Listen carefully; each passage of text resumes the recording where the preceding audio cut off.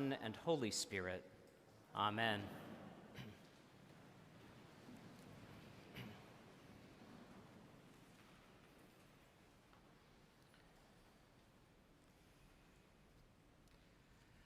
So let's strike a deal right up front.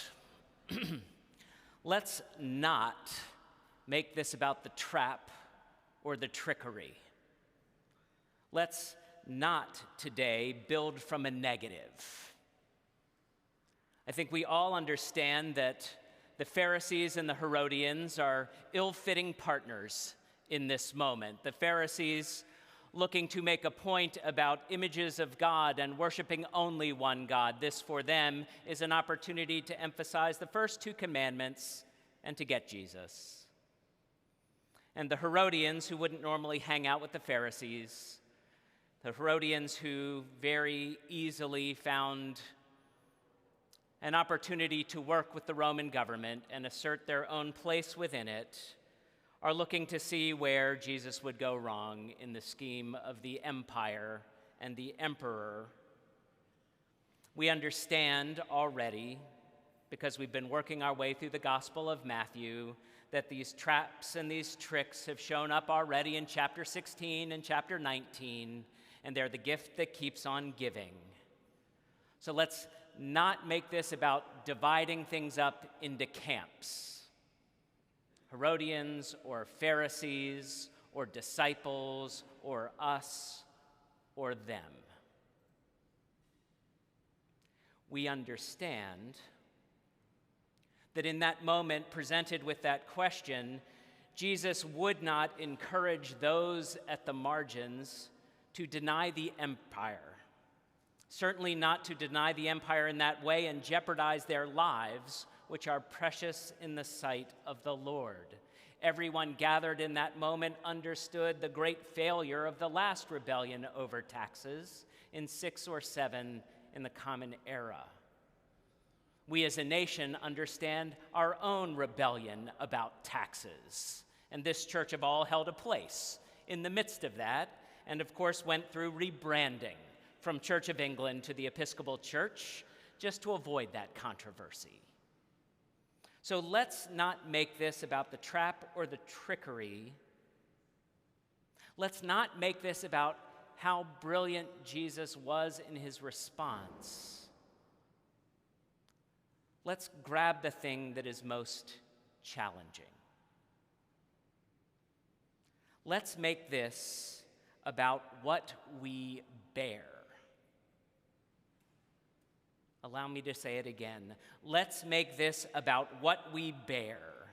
That coin, that denarius, bore Caesar's image, right? It said, Tiberius Caesar, august and divine son of Augustus, high priest, put the coin aside because that's not what we bear.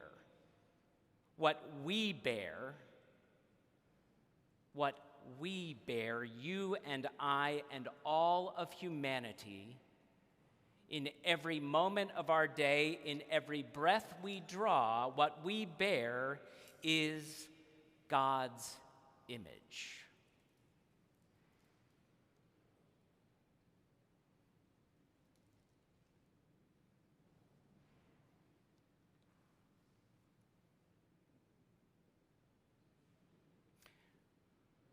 When Jesus differentiates between giving a coin and giving to God what is God's, Jesus is emphasizing the fact that we are holy gods,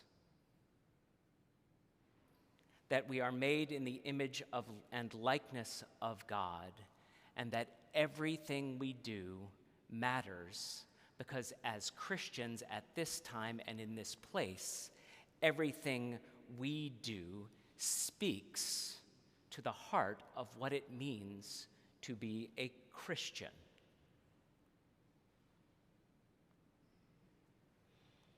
What is the image of God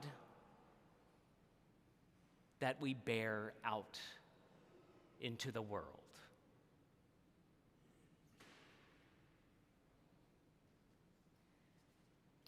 I don't know about you, but I find that question incredibly uncomfortable. And yet, in a world that is so fractured, in a world which treats life so lightly, it is the question we really would benefit from asking. Are we bearing the image of love out into the world? Love without self-interest, love without hope of selfish gain, love not based on some quid pro quo, love simply because we are divinely loved and we don't understand it and we can't measure it, but somehow or another, it inspires people like Bach to write a piece of music called Jesus, My Joy, so that we might all understand the potential of what that love means, not only with our lives, but in the context of the world.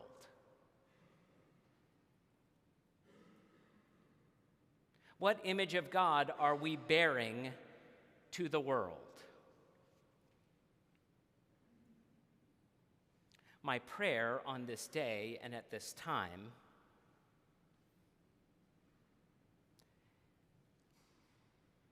is that it's simply love. That in every opportunity to build relationship or extend a hand or to engage in conversation or to appreciate difference or to stop in silence or to pray for the other or to embody peace, we don't turn away, but rather step in and bear the image of our Savior to the world. Our world needs us to embrace love over difference.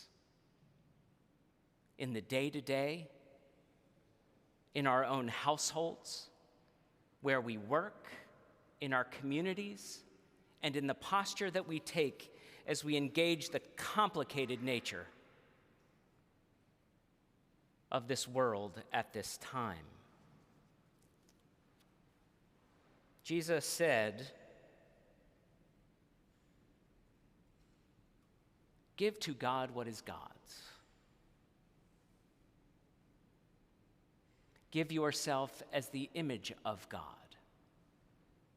Give that to each other, give that to the world." My prayer is that we will do that.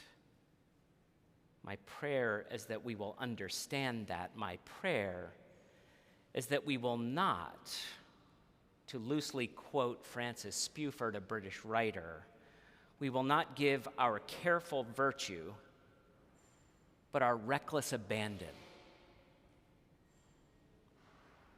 Let us be the image of God.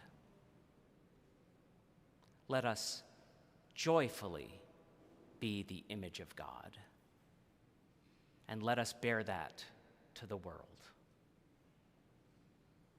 As uncomfortable as it may be, it is indeed the gospel we have been given.